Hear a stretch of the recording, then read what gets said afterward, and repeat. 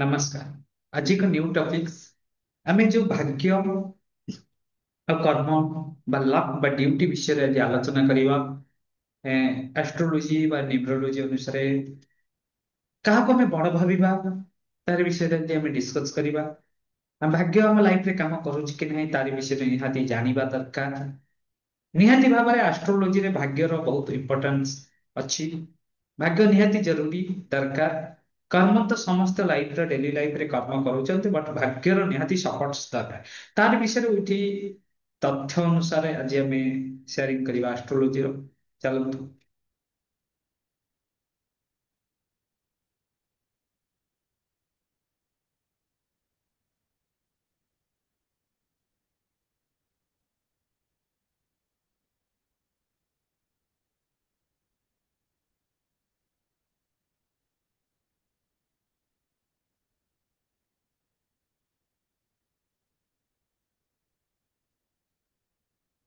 Fast हूँ आम astrology विषय में जानिबा एस्ट्रोलोजी रे कौन कौन आम पई अच्छी। आम जानिचे एस्ट्रोलोजी रे बा ज्योतिष शास्त्र रे 12टी भाव थाए। एक भाव, दुई भाव, three house, four house, fifth house, sixth house, seventh house, eight house, ninth, tenth, eleventh, twelfth. First एउठु आमे कैलकुलेशन करबा। आमे ज्योतिष अनुसार जानिबा दरकार कौन कौन आम आवश्यक अछि। आमे आज डिटेल्स आलोचना करबा को ग्रहर कौन प्रभाव रही थाए को भाव रे। फास्ट होची फास्ट हाउस। आमे जब फास्ट हाउस कहूचे लग्न व्यक्तित्व प्रथम हाउस। द्वितीय हाउस आपणकर होची परिवार धन। तृतीय हाउस होची आपणकर साहस जोगाजोग भाई भूमि। फोर्थ हाउस होची अपन मां एवं घर सुख। फिफ्थ हाउस होची ना अपन लाइफ रे संतान जोग। सिक्स्थ हाउस होची शत्रु रोग सेवा। सेवेंथ हाउस होची विवाह अपन लाइफ पार्टनर केमिति हेबे। एट हाउस होची आय रहस्य विपद। नाइन्थ हाउस होची भाग्य धर्म गुरु। टेंथ हाउस होची कर्म जीविका। इलेवेन हाउस होची लाभ आय मित्र।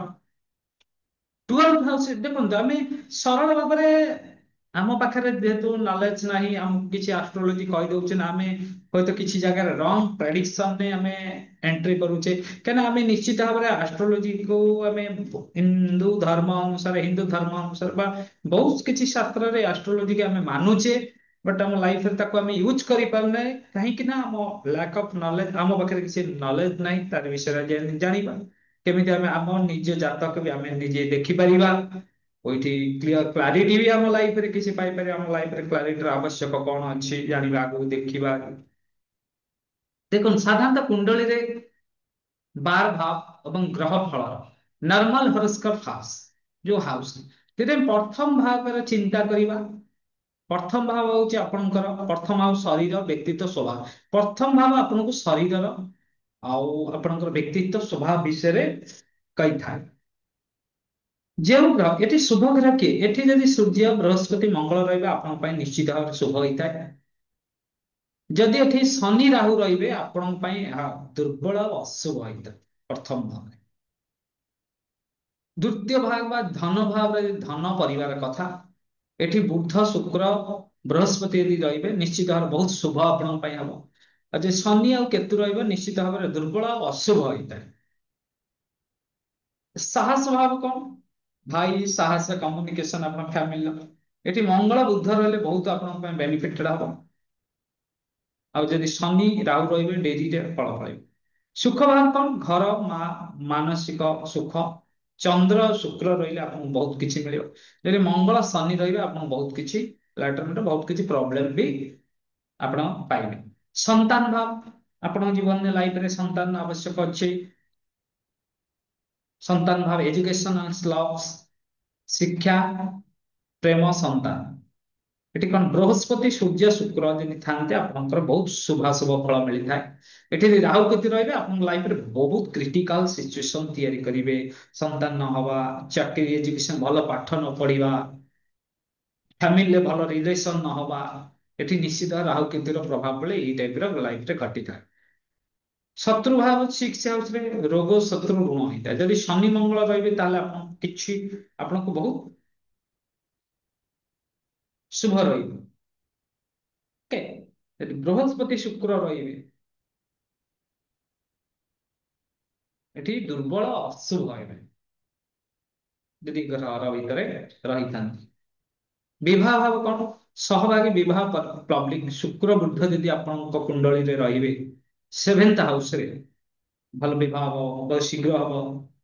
ଆର ଇମ୍ପାକ୍ଟ ବି ବହୁତ ଭଲ ପାର୍ଟନରସିପ ମିଳିବ ଆର ନିଶ୍ଚିତ। ଯଦି ମଙ୍ଗଳ ଶନି ରହେ ଆପଣଙ୍କୁ କିଛି ବହୁତ ଡିଫିକଲ୍ଟ ଶୋ କରିବାକୁ ପଡିବ। ଆପଣଙ୍କ ଲାଇଫରେ ଜୀବନରେ କିଛି ଡିଫିକଲ୍ଟ କୁ ସାମ୍ନା କରିବାକୁ ପଡିବ। ଆୟ ଭାବ କଣ? ଆୟ ଭାବରେ ଗୁପ୍ତ ବିଦ୍ୟା ବିପଦ। ଯଦି ଶନି ମଙ୍ଗଳ କେତୁ ରହିବେ ଆପଣଙ୍କୁ ଆୟ ଭାବ ବହୁତ ଭଲ ହବ। ଯଦି ଚନ୍ଦ୍ର ଶୁକ୍ର ରହିବେ ଆପଣଙ୍କୁ ପ୍ରୋବ୍ଲେମ କ୍ରିଏସନ ହୁଏ। ଭାଗ୍ୟ ଭାବରେ କଣ? ଧର୍ମ, ଭାଗ୍ୟ, ଗୁରୁ, ବୃହସ୍ପତି ସୂର୍ଯ୍ୟ ରହିଲେ ଆପଣଙ୍କ ଲାଇଫରେ ଦେଖନ୍ତୁ, ବୃହସ୍ପତି ସୂର୍ଯ୍ୟ ରହିଲେ ଆପଣଙ୍କ ଲାଇଫରେ ବହୁତ ଡେଭଲପମେଣ୍ଟ ଆସିବ। ଶନି ରାହୁ ରହିଲେ ଆପଣଙ୍କ ଭାଗ୍ୟ ଭାବରେ ନିଶ୍ଚିତ ଭାବରେ ଫେଲର ହେବେ। ଆପଣ ଯୋଉ କାମ କରିବେ ଫେଲର ହେବେ। କାହିଁକି ଆମେ ଆଜି ସେ ଟପିକ ନଉଛେ ଡିଟେଲସ, ଆମେ ଭାଗ୍ୟ ଆଉ କର୍ମ ଭାବ ଦେଖନ୍ତୁ। କର୍ମ ଭାବରେ ପେଶା ସମ୍ମାନିତ ସୂର୍ଯ୍ୟ ଶନି ମଙ୍ଗଳ ରହିଲେ କର୍ମ ଭାବ। ଚନ୍ଦ୍ର ଭାବନାରେ କାମରେ କଷ୍ଟ। ଯଦି କର୍ମ ଭାବରେ ଚନ୍ଦ୍ର ରହିବେ ଆପଣଙ୍କ ହାଉସରେ, ତାହେଲେ ଆପଣ ଭାବନାରେ କାମ, ଯୋଉ କାମ କରିବେ ସବୁବେଳେ ଫେଲର ହେଇ ଚାଲିବେ ଲାଇଫରେ ଏନି ଟାଇମ୍ସ।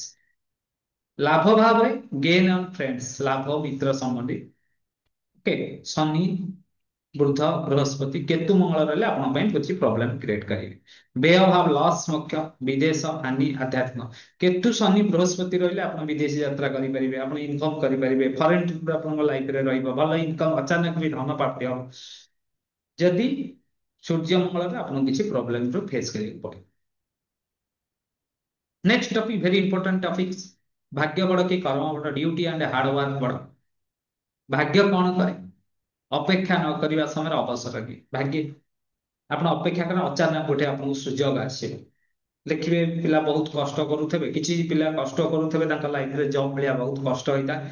କିଛି ଲୋକ ଅଛନ୍ତି ବହୁତ କମ ପରିଶ୍ରମ, ଥରେ ଥରେ କରି ସେମାନେ ଏଣ୍ଟ୍ରାନ୍ସ କ୍ଲିୟର, ଇଣ୍ଟରଭ୍ୟୁ କ୍ଲିୟର, ସେମାନେ ଜବ୍ ପାଇଥାନ୍ତି, ଫାଇନାନ୍ସିଆଲ ଗ୍ରୋଥ ହେଇଥାନ୍ତି। ଏ ତାଙ୍କ ଭାଗ୍ୟ କହନ୍ତି ନା, ତା ଭାଗ୍ୟରେ ବହୁତ ଲକି। Very important. ଭାଗ୍ୟର ବି ଆବଶ୍ୟକତା ଅଛି। ପ୍ରଥମ ଭାଗ୍ୟ ଆବଶ୍ୟକ ଅଛି।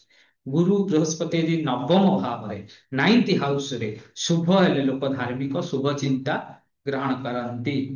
Okay? ଆଉ କିନ୍ତୁ ଯଦି କର୍ମ ନଥାଏ ଭାଗ୍ୟ ସୂତା ହୋଇ ରହିଯାଇଥାଏ।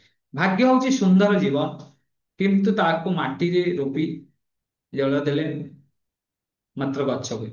ଯେମିତି ଦେଖିବେ ଆପଣ କିଛି ଗଛ ଲଗଉଛନ୍ତି ଅଟୋମେଟିକ ବଢିଯାଏ, ସେଇ ଟାଇପର ହଉଛି ଭାଗ୍ୟ। କିନ୍ତୁ କର୍ମ ଆପଣଙ୍କୁ କଷ୍ଟ କରିବାକୁ ପଡିବ, ତାର ବିଷୟରେ ଆଜି ଆଲୋଚନା କରିବା। କର୍ମ କଣ? କର୍ମ ହେଉଛି ଆପଣଙ୍କ ନିଜ ଶକ୍ତି ପ୍ରୟାସ। ଶନି ଟେନ୍ଥ ଭାବରେ, ଶନି ଯଦି ଦଶମ ଭାଗରେ ଶକ୍ତିଶାଳୀ ଥିଲେ ଡେରିରେ କିନ୍ତୁ ଦୃଢ ସଫଳତା ଆପଣଙ୍କ ଲାଇଫରେ ମିଳିବ। ଶନି ଯଦି ଦଶମ ଘରେ ଥିବେ ବା ଟେନ୍ଥ ହାଉସରେ ଥିବେ, କର୍ମ ଭଲ ହେଲେ ଭାଗ୍ୟ ଅଟୋମେଟିକ ପରିବର୍ତ୍ତନ ହେବ। ଯେପରି ଭାଗ୍ୟରେ ନିଦ୍ରା ହେଲେ କର୍ମ ତାକୁ ଜାଗାଏ, ସେଇ ଟାଇପର। ଜ୍ୟୋତିଷ ଭିତ୍ତିକ ସୂତ୍ର ଅନୁସାରେ ninth house strong, tenth house weak. ସୁଯୋଗ ମିଳେ କିନ୍ତୁ ଧରି ପାରିବେନି। ଯଦି ଆପଣଙ୍କ ଭାଗ୍ୟ ଭଲ, ଭାଗ୍ୟରେ ଶୁଭ ଗ୍ରହ ଅଛି, ଟେନ୍ଥ ହାଉସ ୱିକ୍, ଶନି ଆପଣଙ୍କର ୱିକ୍ ଅଛନ୍ତି, ସୁଯୋଗ ମିଳିଲେ ବି ଆପଣ ତାକୁ ଧରି ପାରିବେନି। ଆପଣ ଜବ୍ ମିଳିଲେ ବି ତାକୁ ଆପଣ ଗୋଟେ ଗୋଟେ ଚାନ୍ସରେ ବି ଆପଣ ମିସ୍ କରିବାକୁ ପଡିବ। ଟେନ୍ଥ ହାଉସ ଷ୍ଟ୍ରଙ୍ଗ, ଶନି ଆପଣଙ୍କର ଷ୍ଟ୍ରଙ୍ଗ, ନାଇନ୍ଥ ହାଉସ ଯଦି ୱିକ୍ ଥବ, ସଂଘର୍ଷ ହେଲେ ମଧ୍ୟ ଆପଣ ସଫଳ ହେବେ। ଟାଇମ ଲାଗିବ, ବହୁତ ଟାଇମ ଲାଗିବ ସଫଳ। ଯଦି ଟେନ୍ଥ ଆଉ ନାଇନ୍ଥ ବୋଥ ଆର ଷ୍ଟ୍ରଙ୍ଗ, ଭାଗ୍ୟ ପ୍ଲସ କର୍ମ, ସଫଳତା ଆପଣଙ୍କ ପାଦ ଛୁଇଁବ, ସଫଳତା ଆପଣଙ୍କ ଲାଇଫରେ 100% ଆସିବ। এই ଜ୍ୟୋତିଷ ଶାସ୍ତ୍ର ନିଶ୍ଚିତ ଭାବରେ ୱାର୍କିଂ କରିବ। ସାଧାରଣତଃ ଆମେ ଚିନ୍ତା କରିବା ଲକି, ଭାଗ୍ୟ ହଉଛି ଅବସର ଦିଏ, ଲକି ଆପଣଙ୍କ ଭାଗ୍ୟ ଲକି ଚାନ୍ସ ଦେଇଥାଏ। କର୍ମ ହଉଛି ଡ୍ୟୁଟି, ଫଳ ଦିଏ। ବୋଥ ଯଦି ମିଶିଯିବ ଜୀବନରେ ସଫଳତା ଆଉ ସମ୍ମାନ ପାଇବେ। ବୋଥ ନ ମିଶିବ, ବୋଥ ଯଦି ଷ୍ଟ୍ରଙ୍ଗ ଆପଣଙ୍କ ଲାଇଫରେ ଜାତକରେ ନଥବ, ଆପଣ କେବେ ବି ଗୋଟେ ସକ୍ସେସଫୁଲ ହେଇପାରିବେନି। କେବେ ବି ଭେରି ଇମ୍ପୋର୍ଟାଣ୍ଟ ପଏଣ୍ଟସ। ସମସ୍ତଙ୍କ ଭାଗ୍ୟ ଲେଖା ନିଶ୍ଚିତ ଭାବରେ ଆମେ ଯୋଉ ଡେଲି ରାଶିଫଳ ଦେଖୁଛେ, ଡିଫରେନ୍ସ ଦେଖନ୍ତୁ। କାହିଁକିନା ଆମେ ଲାଇଫରେ ଯୋଉ ଡେଲି ରାଶିଫଳ ଦେଖୁଛେ ଭେରି ଇମ୍ପୋର୍ଟାନ୍ସ ଆମେ ମାନିବା ଦରକାର।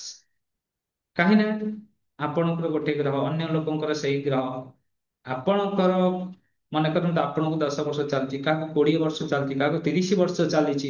ଗ୍ରହ ମାନଙ୍କର ପ୍ରଭାବ, କାହାର ମହାଦଶା, କାହାର ଅନ୍ତର୍ଦଶା, ଡେଲି ରାଶିଫଳ ଆମେ ଯୋଉ ଦେଖିକି ଖୁସି ହେଇଯାଉଛେ ବା ଭାବୁଛେ ଡେଲି ରାଶିଫଳ ଆସୁଛି, ଡେଲି ରାଶିଫଳ ଗୋଟେ ସାଧାରଣ ରାଶିଫଳ, ଆମେ ତାକୁ କନଫର୍ମ କିଛି କରାଯାଇ ପାରିବ ନାହିଁ ତା ବିଷୟରେ। ଓକେ, ତାର ବିଷୟରେ କିଛି ବି କନଫର୍ମ କରାଯାଇ ପାରିବ ନାହିଁ। ତେଣୁ ତାକୁ ଜୀବନରେ ଏ ଭାଗ୍ୟ ଆଉ କର୍ମର ନିଶ୍ଚିତ ଭାବେ ସଫଳତା ପାଇବା ପାଇଁ ଏ ଭାବର ଆବଶ୍ୟକ ଅଛି। ନିଶ୍ଚିତ ଭାବେ ଭାଗ୍ୟ କର୍ମ ଦିଟାର ଆବଶ୍ୟକ ଲାଇଫରେ ଅଛି। ତାହେଲେ ଆମେ ଜଣେ ସଫଳ ମଣିଷ ବା ସଫଳ ସମ୍ମାନର ସହିତ ବଞ୍ଚି ପାରିବା ଲାଇଫରେ।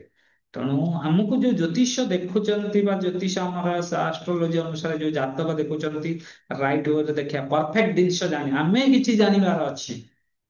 କାହିଁକିନା ଆମେ ଯେହେତୁ ସେ ଏଜୁକେସନ ବା ସେ ଶିକ୍ଷା ଉପରେ ଅନନ ଅଛେ, ଜାଣିନେ, ସେ ଯାହା ଆମକୁ କହୁଛେ ଆମେ ରେସ୍ପନ୍ସ କରିଦଉଛେ।